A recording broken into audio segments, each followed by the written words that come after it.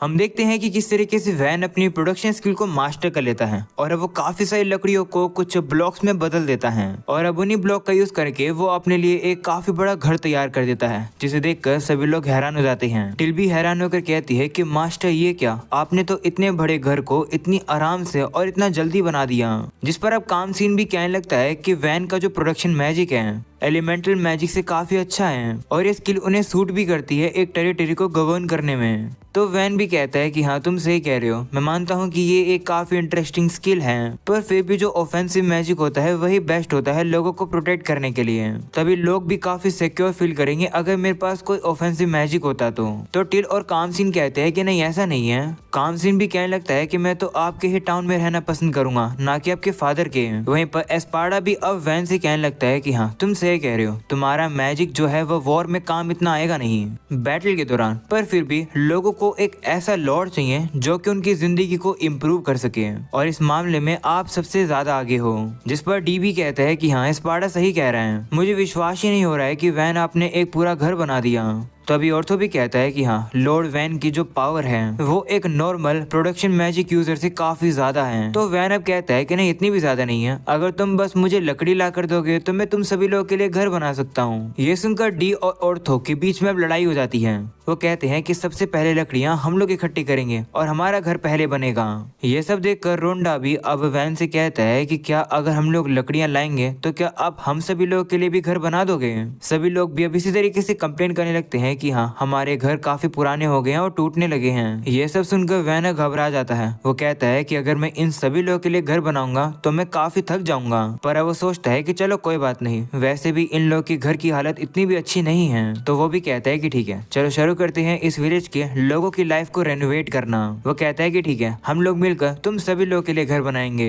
ये सुनकर सभी लोग अब काफी एक्साइटेड हो जाते हैं और वो वैन का शुक्रिया करते हैं। वहीं अब वैन भी सोचने लगता है कि अगर मैं अपने प्रोडक्शन मैजिक का यूज करके सभी को खुश कर सकता हूँ तो मैं अपने प्रोडक्शन मैजिक को यूज करूंगा, चाहे मैं इसमें कितना भी थक जाऊं। तो अब अगले सीन में हम देखते हैं कि वैन अपनी पावर का यूज करके सभी लोग के टूटे फूटे घरों को रेनोवेट करके काफी कमाल का और पावरफुल बना देता है। वो एक ही बारे में इतने घर बना देता है, ये देखकर तो सभी लोग अब हैरान हो जाते हैं और कहते हैं कि लॉर्ड वैन की जो माना कैपेसिटी है वो तो काफी ज्यादा अच्छी है। वहीं अब दूसरी तरफ वैन भी अब उन लोगों को समझाने लगता है कि दरअसल मैंने ग्रिड प्लान यूज किया है, फंडामेंटल यूनिट के तौर पर मैंने 4 होम ब्लॉक को यूज किया है। वैन अब कहता है कि मैंने सभी लोगों के लिए घर एक ही जैसे बनाए हैं जिससे कि लोग एक दूसरे के घर को देखकर जले ना। अभी के लिए लकड़ी के बने घर काफी हैं, पर जब मुझे स्टोन मिल जाएगा तब मैं इन सभी लोगों के लिए और भी अच्छे घर बनाऊंगा। सभी लोग अब शुक्रिया करने के तौर पर अब वैन को बच्चा कुचा खाना ही ऑफर करने लगते हैं, क्योंकि उनके पास वैसे भी बचा भी वही हुआ है। अगले सीन में हम देखते हैं कि वैन अब सभी लोगों के लिए एक सिंपल सा बाथरूम भी बना देता है। वहीं सभी लड़कियां तो ये देखकर काफी खुश हो जाती हैं, जो देखकर वैन सोचता है कि वैसे तो ये मैंने अपने लिए बनाया था, पर कोई नहीं, अगर इन लोग को ये यूज करना है तो ये लोग कर सकते हैं। वो बताता है कि वैसे इस बाथरूम को बनाने के लिए मैंने सिंपल डिजाइन ही यूज किया है। फ्लोरियल ने अपने वाटर मैजिक को यूज करके टब को भर दिया। वहीं काम सीन चारकोल और फायर का यूज करके पानी को गर्म कर रहा है। सभी लोग अब एक एक करके नहा रहे होते हैं, पर तभी टिल भी अब वैन से कहती है कि चलो एक साथ मिलकर नहाते हैं, जिस पर प्लूरियल कहती है कि अच्छा आइडिया है, मैं भी तुम्हें ज्वाइन करूंगी। तो वैन भी अब शर्मा जाता है और कहता है कि नहीं मैं बड़ा हो चुका हूँ, मैं तुम लोग के साथ नहीं नहा सकता हूँ। तो वो लोग भी अब मान जाती है और अब वो वैन को छोड़कर अकेले ही नहाने के लिए आ जाती है। फ्लोरियल अब कहने लगती है कि मुझे विश्वास नहीं हो रहा है कि वैन हम जैसे लोगों को ये लग्जरी चीज एंजॉय करने दे रहा है। तो टिल कहती है कि हाँ वैन ऐसे ही है, जिस पर फ्लोरियल भी कहती है कि हाँ वो हर बार मुझे सरप्राइज करता है, इतना छोटा बच्चा होने के बावजूद भी वो काफी दयालु है और काफी कमाल का नोबल है। ये सुनकर टिल काफी खुश हो जाती है और वो कहती है कि रुको तो फिर मैं तुम्हें वैन के बारे में और बातें बताती हूँ। इसी तरीके से वो अब और भी बातें बताने लगती है। अगले सीन में अब नहाने के लिए वैन भी आ जाता है। वो भी काफी मजे कर रहा होता है, पर तभी काम सीन को वो देख लेता है, वो भी नहाने के लिए आया है। वैन अब उसे देखकर कहता है कि तुमने तो मसल बना ली है, कितनी कमाल की बात है कि तुम्हारे पास मसल है, पर हाँ इसके लिए तुमने काफी मेहनत भी करी है। तो कामसीन भी खुश होकर कहता है कि हाँ मैं अपना बेस्ट दे रहा हूँ, जिससे कि मैं डी की तरह ही बन जाऊं और आपको प्रोटेक्ट करूं। जिस पर वैन कहता है कि नहीं तुम डी की तरह मत बनना, वो मेरे पीछे ही पड़ा रहता है हमेशा। तभी डी भी वहाँ पर अपने साथियों के साथ आ जाता है और वो वैन से कहता है कि क्या आपने मुझे पुकारा। वो कहता है कि हम लोग भी नहाने आए हैं। जिस पर वैन कहता है कि ठीक है फिर मैं जा रहा हूँ। वो अब जा ही रहा होता है, पर तभी डी उसे रोक देता है और कहता है कि नहीं हम इस तरीके से एक साथ नंगे नहा कर अपनी दोस्ती को बढ़ाएंगे। और अब वो इसी तरीके से जबरदस्ती वैन को वहीं रोक देता है और अब वो वहीं पर ही अपनी तलवारबाजी की प्रैक्टिस करने भी लगता है। इतना सब कुछ अब होने के बाद अब वैन काफी थक जाता है और अब अपने रूम में आकर अपने मुलायम बेड पर सो जाता है। इसके बाद हमें अब अगले दिन का सीन दिखाया जाता है जहां पर अब सभी लोगों ने मिलकर अब फाइनली एक ट्रेंच तैयार कर दिया है, पर अब उसे पानी से भरना पड़ेगा जिससे कि वो एक मोट बन जाए। वैन अब कहता है कि हमें पानी की जरूरत वैसे पीने के पानी के लिए भी और नहाने के लिए भी चाहिए, तो चलो फिर एक वाटर का सोर्स बनाते हैं। जिसके बाद वो लोग एक रिवर के पास आ जाते हैं जहाँ स्पार्टा अपनी पावर का यूज करके काफी लंबा ट्रेंच तैयार कर देता है, पर अभी भी वो विलेज से कनेक्ट नहीं हुआ है। इस वजह से डी, कामसीन और बाकी लोगों को हाथ से खुदाई करके आगे का गड्ढा तैयार करना पड़ रहा होता है। वहीं वैन भी उनकी मदद करता है। वो अपनी पावर का यूज करके ट्रेंच के बॉटम को और साइड को ताकतवर कर रहा होता है, पर अब वो ये नोटिस करता है कि डी तो खुदाई करता हुआ काफी ज्यादा हंस रहा है, जो देखकर वो सोचने लगता है कि इसमें हंसने वाली क्या बात है, इसमें इतनी एनर्जी है भी कैसे। तो अब स्पार्टा कहता है कि डी अब 40 साल का हो गया है, पर वो काफी अभी भी यंग है। वहीं टिल भी कहने लगती है कि देखा जाए तो विलेज और रिवर के बीच में काफी बड़ा डिस्टेंस है, तो ये एक कंस्ट्रक्शन प्रोजेक्ट है। तो वैन कहता है कि हाँ ये जरूरी है, लोग पानी के बिना नहीं जी सकते हैं। वैन अब सोचता है कि चलो अगर एक चीज की कमी पूरी हो जाएगी तो विलेज के अंदर मर्चेंट इजीली आ पाएंगे। हमें ये सब करने की जरूरत है जिससे कि फ्यूचर में मैं अपनी जिंदगी को आराम से जी सकूं। वैन को लग रहा होता है कि अभी भी इस प्रोजेक्ट को पूरा होने में हफ्ता लगेगा, पर अब वो लोग तो शाम तक ही विलेज के पास पहुंच चुके हैं, जो देखकर वैन भी हैरान हो जाता है और कहता है कि हम लोग तो कुछ जल्दी ही पहुंच गए। डी तो अभी भी खुदाई कर रहा है, तो वो लोग उसे रुकने के लिए कहते हैं, जिस पर वो कहता है कि रुकना क्यों है, अगर हम लोग करते जाएंगे तो कुछ ही घंटों में हम लोग विलेज पहुंच जाएंगे। तो वैन कहता है कि तुम तो खुदाई कर सकते हो, पर बाकी लोग की हालत देखो, वो लोग बहुत थक चुके हैं। तो अब डी भी कहता है कि चलो अगर ऐसी बात है तो रुक जाता हूँ मैं। वहीं वैन तो अब ये देखकर फिर से हैरान हो जाता है। वो सोचता है कि आखिर डी के पास इतना स्टेमिना कैसे है, अगर मैं उसे रोकता नहीं तो वो और खुदाई करता ही रहता, और मुझे लगता कि स्पार्टा भी रुकने वाला था। ये दोनों ही लोग काफी ज्यादा क्रेजी हैं। इसके बाद हमें अब अगले दिन का सीन दिखाया जाता है जहाँ पर अब उन लोगों ने वो ट्रेंच तैयार कर दिया है और अब बस उन लोगों को पानी का फ्लो कनेक्ट करना है। वैन अब सभी लोगों का शुक्रिया करने लगता है इतनी मेहनत करने के लिए, और अब वो स्पार्टा से कहता है कि पानी खोल दो, तो वो भी अब गेट खोल देता है और अब वहाँ पर पानी आने लगता है, जो देखकर सभी लोग काफी खुश हो जाते हैं क्योंकि उन लोग की मेहनत रंग ले आई। पानी बिल्कुल स्मूथली बह रहा है और अब देखते ही देखते पानी अब विलेज में पहुंच जाता है और अब वो पूरे ट्रेंच को कवर करके मोट तैयार हो जाता है। वैन अब कहता है कि चलो भर गया पानी, लेकिन अगर ज्यादा बारिश हो गई तो यहाँ पर बाढ़ भी आ सकती है, शायद मुझे विलेज के पीछे एक लेक बना देनी चाहिए। ये सुनकर अब स्पार्टा कहता है कि ये तो काफी अच्छा आइडिया है, हम लोग उस लेक को रिजर्वर के तौर पर यूज कर सकते हैं और अगर हमारे पास पानी की कमी होगी तो हम लोग वहाँ से पानी ले पाएंगे। तो वैन कहता है कि चलो फिर ये करते हैं। इसके बाद वो लोग अब उसी लेक को रिजर्वियर के तौर पर तैयार कर देते हैं, इससे पानी अब हर दिन गंदा भी नहीं होगा। ये देखकर विलेजर्स काफी ज्यादा खुश हो जाते हैं क्योंकि उनके विलेज में अब एक काफी अच्छी इंप्रूवमेंट हो गई है। रोंडा भी वैन का शुक्रिया करके कहता है कि आपकी वजह से हमें इतना दूर नहीं जाना पड़ेगा पानी लेके आने के लिए, इसके लिए शुक्रिया। तो वैन कहता है कोई बात नहीं, तुम्हें इसके लिए मेरा शुक्रिया करने की जरूरत नहीं है। वैन भी अब सोचता है कि मुझे काफी खुशी है कि अब यहाँ पर वाटर का एक्सेस हो गया है और विलेज के लोगों की लाइफ और भी इजियर हो जाएगी।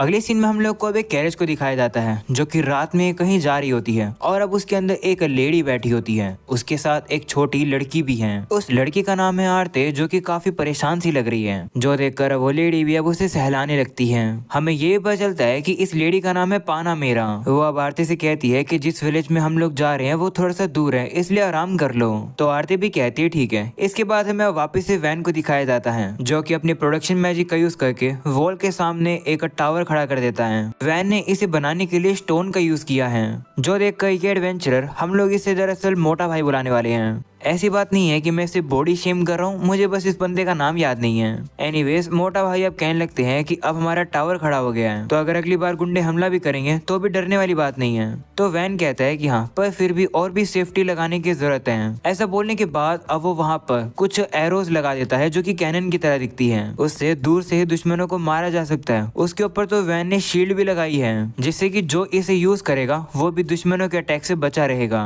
ये देखकर टिल कहती है कि तुम अपने प्रोडक्शन मैजिक का यूज करके सारी चीजें बना सकते हो, है ना? तो वो भी कहता है कि हाँ शायद। वो अब कहता है कि भले ही ये विलेज छोटा है पर अब ये विलेज तो एक फोर्ट्रेस सिटी बन गई है, जिस पर बाकी लोग भी कहते हैं कि हाँ, अगर दुश्मन हमला भी करने आएंगे तो भी वो कभी हमें हरा नहीं पाएंगे। डी अब वैन से कहता है कि अगर तुम्हारे फादर यानी कि जालपा को पता होता कि तुम्हारे पास ऐसी पावर्स हैं तो वो तुम्हें ऐसी जगह पर नहीं भेजते, वो तुम्हें किसी भी चीज का हेड बना देते हैं। तो एस्पार्टा कहता है कि ऐसी बातें मत करो, एक हेड की लड़ने की एबिलिटीज देखी जाती है जो कि वैन के अंदर नहीं है। तो डी कहता है कि क्या तुम खुद देखकर बता नहीं सकते हो? वैन की पावर लड़ने से तो बहुत ही ज्यादा आगे है, मेरे हिसाब से हम सब में से वैन सबसे पावरफुल है। तब एस्पार्टा कहता है कि हाँ, मैं मानता हूँ कि वैन की पावर प्रोटेक्शन के लिए बेस्ट है, पर इस पावर का यूज करके दूसरी लैंड पर कब्जा नहीं किया जा सकता।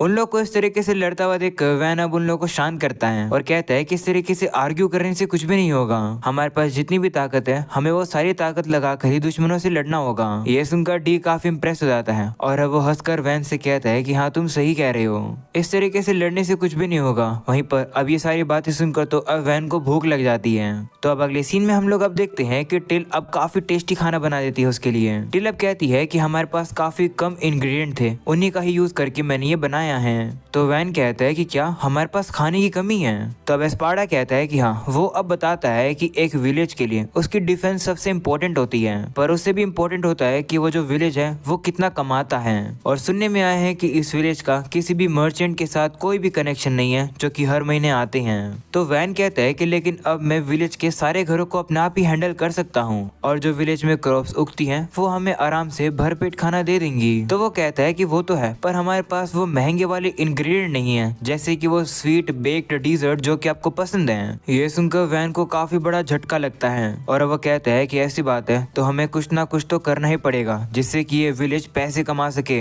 हमें कोई ऐसी चीज बनानी होगी जिसे हम बेच सके। क्या किसी के पास कोई आइडिया है? तो कामसीन कहता है कि जो आप वुड के ब्लॉक बनाते हो मेरे हिसाब से वो अच्छे खासे बिक जाएंगे। तो वैन अब उसके आइडिया को रिजेक्ट करके कहता है कि नहीं, उन पर सिर्फ मैं ही काम कर सकता हूँ। तो टिल कहती है कि क्यों ना हम लोग मॉन्स्टर्स को हंट करें। तो वैन अब उसके भी आइडिया को रिजेक्ट करके कहता है कि ऑर्थो का ग्रुप ऑलरेडी मॉन्स्टर्स को मारता ही है। एस्पार्टा कहता है कि इसका मतलब तो हमें कोई अलग ही चीज खोजनी होगी जो कि काफी ज्यादा टफ है। तो अब वैन भी सोचता है कि हाँ, पर मुझे कोई ना कोई चीज तो बनानी होगी जो कि ये विलेज बेच सके।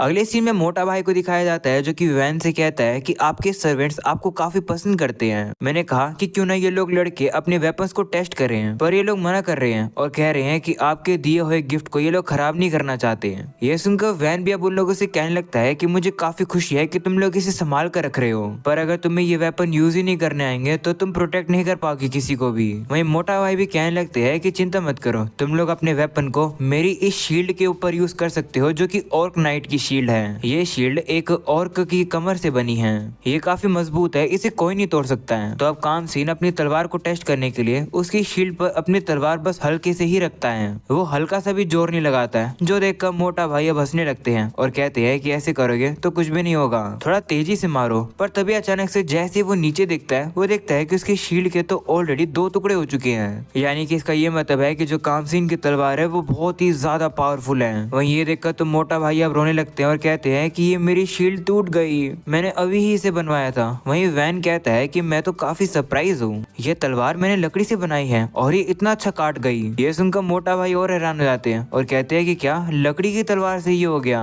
वहीं उसे उदास देखकर वैन अपनी पावर का यूज करके उसकी शील्ड को वापस से रिपेयर कर देता है। इस वजह से मोटा भाई अब काफी खुश हो जाते हैं। पर तभी ये सारी आवाज सुनकर अब ऑर्थो वहां पर आ जाता है और वो वैन को काफी सारे ओर्स दिखाकर कहता है कि क्या तुम्हें खरीद सकते हो।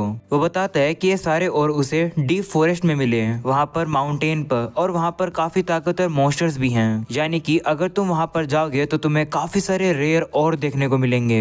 मैं आयरन, कॉपर, सिल्वर और थोड़ा सा गोल्ड ओर को भी लेकर आया हूँ, और ये देखो मिथ्रिल ओर को भी। ये सब सुनकर वैन काफी हैरान हो जाता है और कहता है कि अगर ये सब फॉरेस्ट के अंदर थे तो आज तक इसे किसी ने माइन क्यों नहीं किया। तो ऑर्थो कहता है कि शायद से ये एक ऐसी जगह पर है जहाँ पर कोई आता नहीं है और पहुंचना भी मुश्किल है। तो अब वैन कहता है कि ओ ऐसी बात है क्या मैं आयरन ओर को यूज कर सकता हूँ। तो वो भी कहता है कि हाँ, जिसके बाद अब वैन वापस अपने प्रोडक्शन मैजिक का यूज करके उस आयरन ओर को वापस से उसी ब्लॉक में बदल देता है, जो देखकर मोटा भाई कहता है कि क्या तुम इसका यूज करके एक तलवार बना सकते हो। तो वो भी कहते हैं कि ठीक है, मेरी वजह से तुम्हारी शील्ड टूट गई थी तो ठीक है। तो मोटा भाई अब खुश हो जाता है, वो कहता है कि ठीक है, तो फिर मेरे लिए एक छोटी सोर्ड और एक बड़ी सोर्ड बना दो।